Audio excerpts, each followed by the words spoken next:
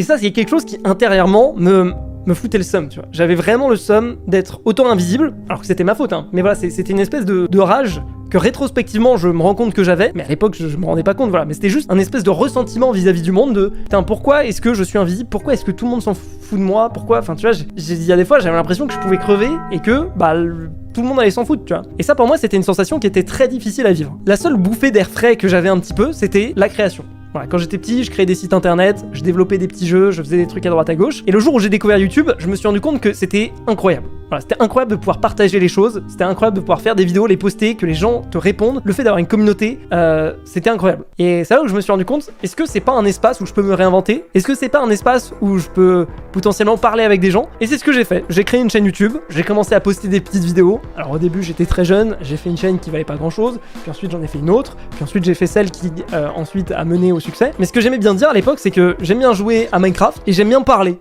Du coup, YouTube, c'est parfait. En fait, ça serait mon métier rêvé. Surtout le jour où je me suis rendu compte que des créateurs de contenu pouvaient en vivre, je me suis dit, c'est ça mon rêve.